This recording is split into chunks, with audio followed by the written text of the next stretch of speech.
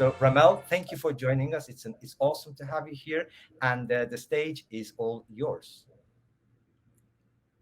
Thank you so much. And the chat is so live. I love everybody that's here.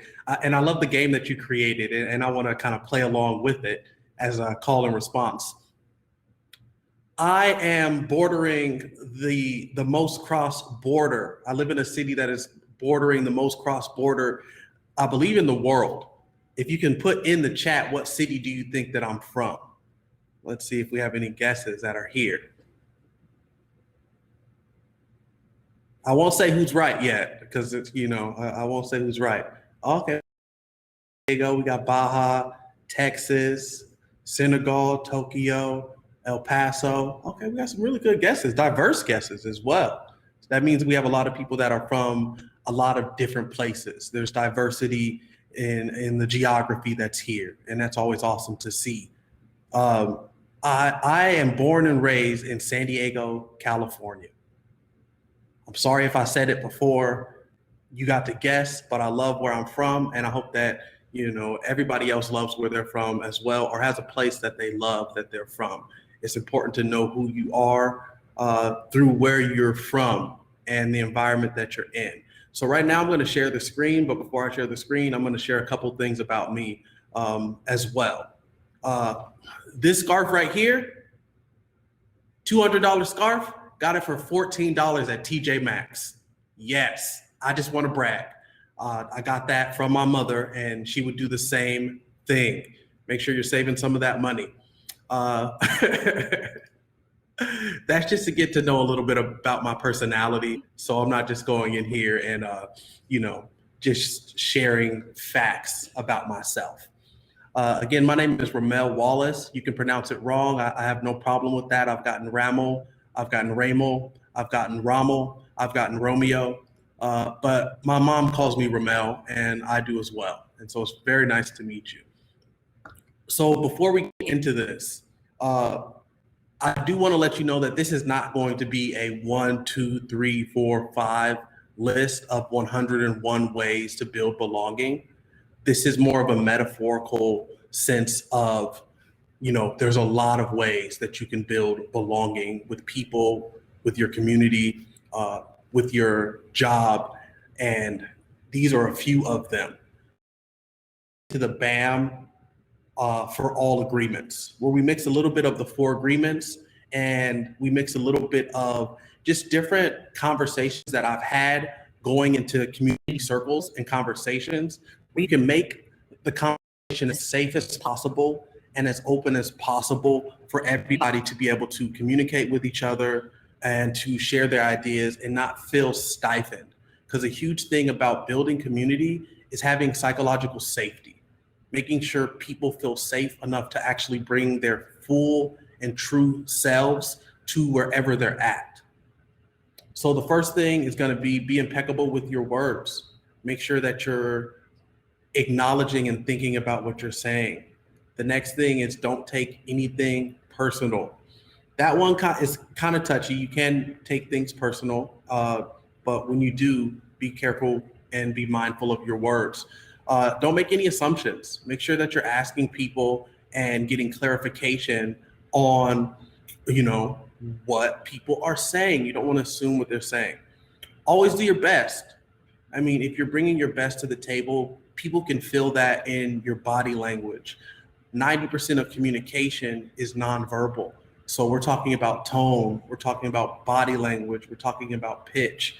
Care comes across in so many ways, and that care can make people feel like they belong. Use people's names or appropriate pronouns. A name is always a preferred way to acknowledge someone. So if you can, use their name. If not, know and get to know how to use pronouns. And we're going to get more into the culture of practicing these types of things later on in the conversation. But, get those practices in and acknowledge that, people need to learn to make people feel important and seen and comfortable. Use I statements and explain your lived experience. It's so important to have stories of your own and acknowledge that this is what you've experienced, and other people may not have experienced that same thing. Number 7, expect to learn something from the conversation. We're gonna go against the cognitive dissonance of saying, I know it all, and you're gonna be open enough to say, you know what, I can learn something new from this conversation. Call in instead of calling out. A lot of these times you're gonna be dealing with introverts and extroverts, but it's just always good practice to not call people out in front of people because people get defensive. You may want to bring them in and have a personal one-on-one conversation and see how that goes before you bring anything external. Challenge ideas and not people. Another way that you can put this is talk about ideas and not people.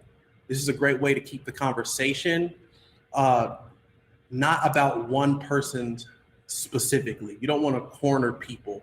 You want to, I'd say, corner ideas. So as a community, everyone can approach that idea and learn how to actually fix it.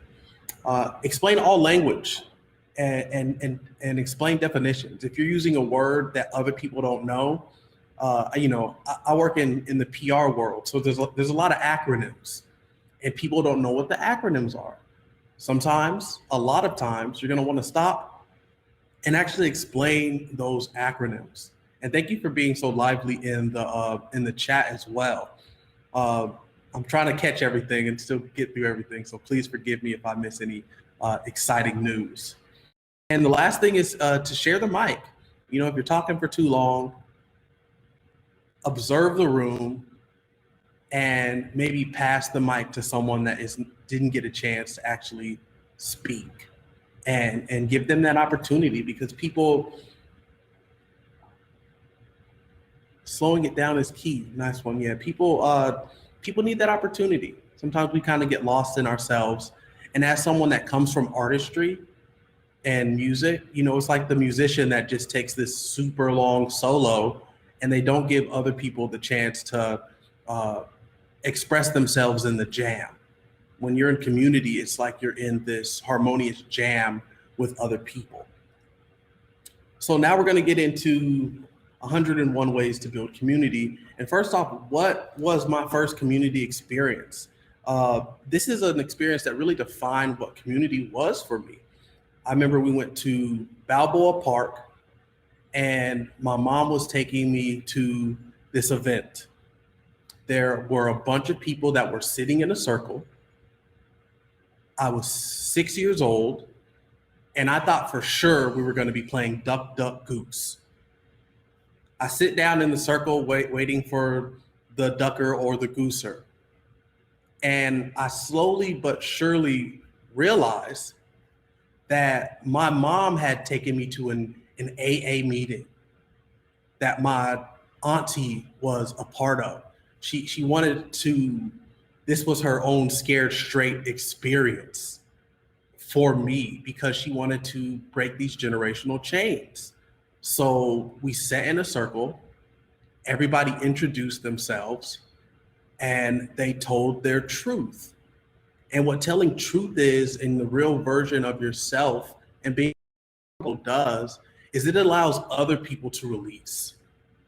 So you want to be able to release to beget release from other people. You want to be able to be vulnerable and be your true honest self to get a true honest self from other people. And this is a type of culture that, as a senior community manager, that we want to build. We want to build a psychologically safe space so you can tell your truth and it can be received from other people.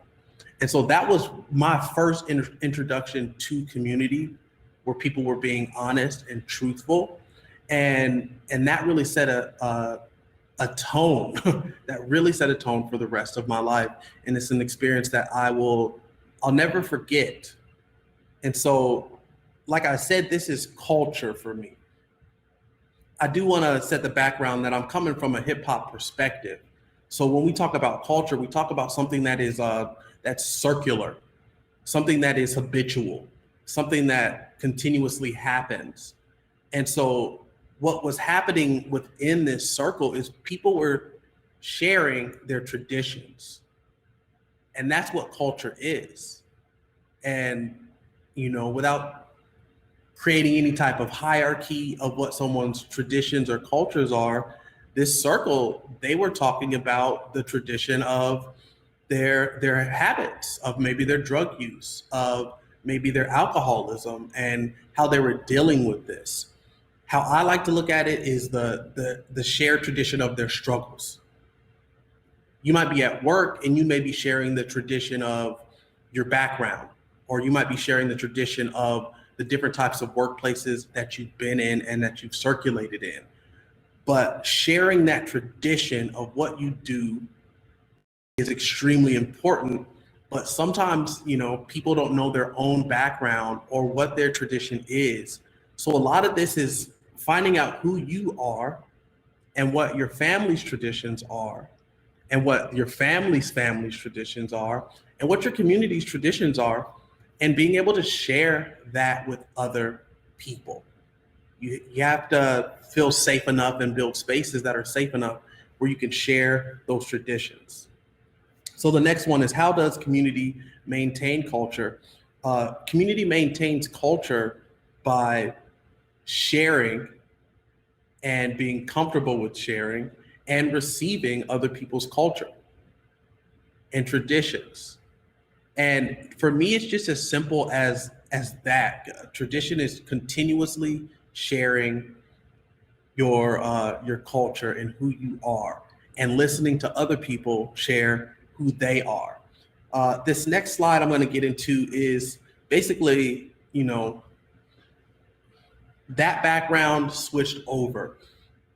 Not only just sharing within the community, but going outside of your own community and learning about other people within a specified field. So I'm transitioning and taking that knowledge of saying, oh, I need this for my community, and to understand them and to empathize with them so we can move forward together, and taking that into business. And so at BAM, we have the 101 list that we do quarterly. So far, we've done 101 Black Titans in Tech. We've done 101 LGBTQIA plus in tech, business, and storytelling. And right now we're working on the 101 Latinx leaders in tech list. And this is just far more than a list. This is what a lot of people would call doing the work. And I hear a lot of people refer to do the work. Don't just say that you can acknowledge people without knowing about people. You have to know about people. And I like to break it down. Like, if you want to acknowledge people, if you want to see people, you have to have knowledge about people. And yes, Sonia Renee Taylor, ooh, if you have not read The Body Is Not an Apology, that's that fire. It is the funky butter. It really is. To internet auntie and sisters. Okay, it's just so the chat gets kind of funky in there. Feel free to jump in and say anything. Especially if it doesn't make sense. I'd love to break other things down as well. But again, back to acknowledgement, that first part is knowledge. You have to do the work, and the work is knowledge. So knowledge can be listening to people's traditions. Knowledge can be reading about people.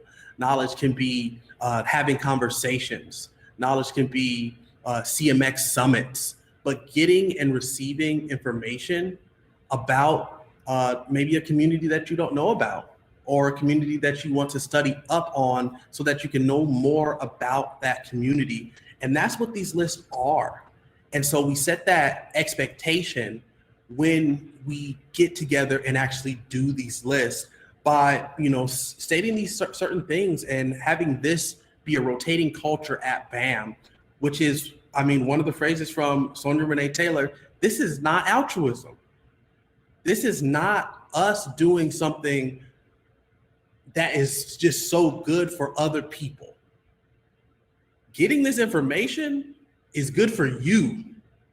Knowing about other people and acknowledging the accomplishments that they've done, when you're sitting down and studying all the amazing things that, if you look at these lists, it's all sorts of people.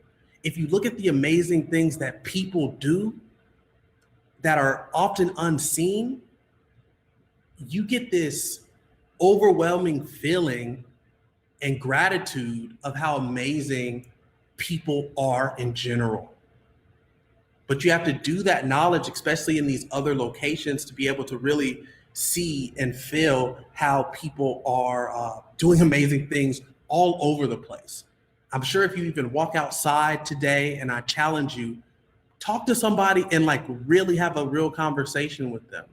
Release something vulnerable about yourself and see what they release. See what they come to you with.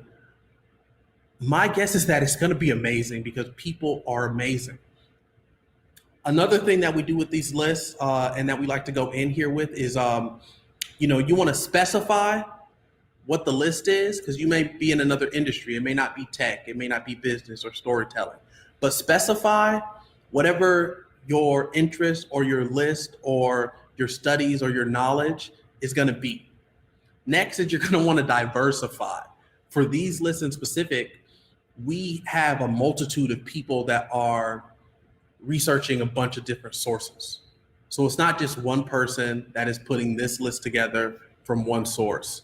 It's a diverse amount of people that are coming together to say, I'm going to come from this perspective, I'm going to come from this perspective, and we're going to pull all of these resources. And then the next thing you're going to do is localize.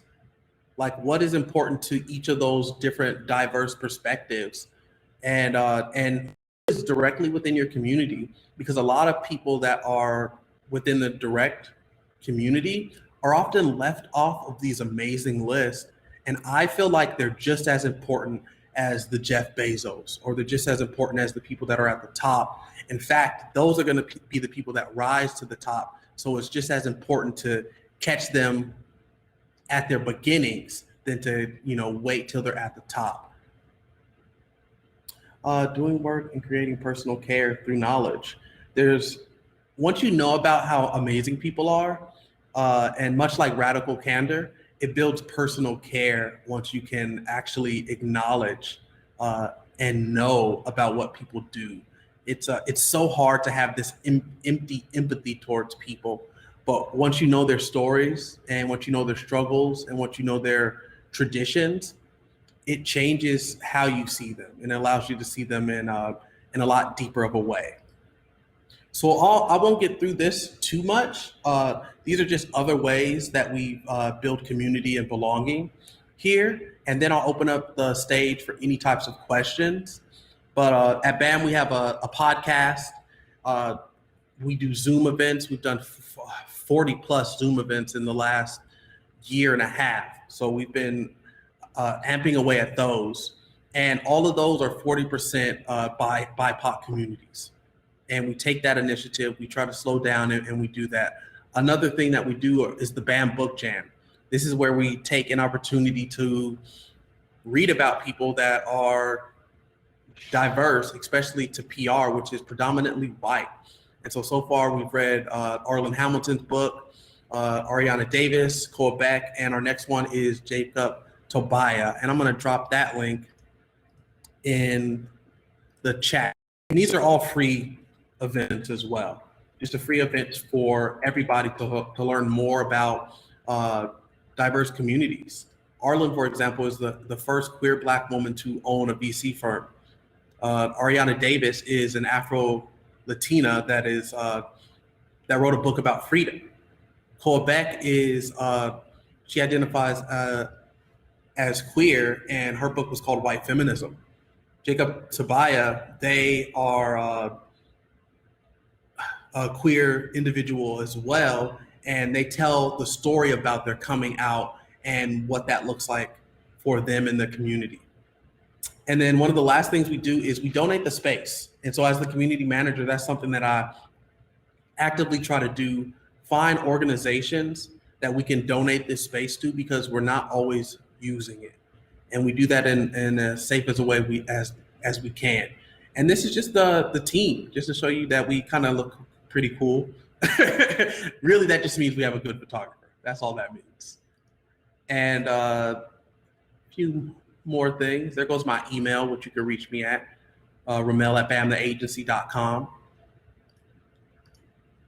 And that is everything that I have for everybody. I'm going to stop sharing the screen. I really appreciate everybody's time to listen to me. And if you have any types of questions, please put them in the chat or reach out to me directly. Fantastic, Ramel. That's been an absolute gem of a session. There's been so many really, really cool points and very, very important, deep things that you've told us about. So we have some questions. I think they may be partly answered, but I leave that to you and of course, the original question asker. So Cecilia Indriani is saying, "Hi, any recommendations for community building book or website reference?" So there's been so many suggestions from you and also other people, but would you like to add? So you said community books that can bring the community together, basically. Emergent Strategy, which I'm reading right now by, I always say her name wrong, so please forgive me, Andrea Brene Brown. But Emergent Strategy is a great book when it comes to building community that I suggest a lot of people read. I love a lot of Black feminist books just in general. And I think any type of bell hooks books are just a great way to take this idea of nurturing and love and bring it to the job and to communities as well. But yes, Emergent Strategy, that's like the blueprint right there. Cool. We have a question from Julie. Could you please speak more to how the one-on-one lists are used and by whom? So I think the one-on-one lists are going to be used a little bit different for, different audiences. What I do with the startup community out here, I share that list with them. And I ask them who should be on the list as well, like who within the community, deserves to be on that list. And then I also say, look, this is a learning bank to find whatever type of mentor or whoever else is in your industry and to build a relationship with those people. Go on that page, hit Control F if you're into tech ed, put that in there and then find who else is involved in that industry. I've also been able to link up a lot of people with Arlen Hamilton, and they were able to become a part of her teachable courses where they're actually teaching the course. So I like to call them opportunity intersections. It creates that. And then for the people that are on the list, it's just always good to have more publications and to be associated with other people that are thought leaders within that community. And so they always really appreciate it. They end up sharing it. People come back to BAM. We may end up getting new clients that feel comfortable because we've opened up that scope to say, we really want to acknowledge and do that work of getting to know who these people are. Fantastic. So one last question. We've pretty much run out of time, but it's been great. So this is hopefully that's going to be a very short answer, and it's been upvoted just now. Would you be willing to allow us to use your poem today to share with our communities? Oh, please use the poem. Please go ahead. I'll write it out for you. Fantastic. Ramel, it's been an absolute pleasure having you here. What a great session, and hope that we hear more from you in the future in the CMX world and beyond. So thank you, everyone. We've run out of time for this session. So the next one is going to start at the top of the hour. And please use CMX Summit Rise as a hashtag when you're sharing, and show us how you're actually watching this. We're from 4 corners of the world, so many diverse, set of people watching this. So let us know what you're doing, what exactly is going on where you are, whether it's the morning, evening, having a cup of coffee or tea like I am.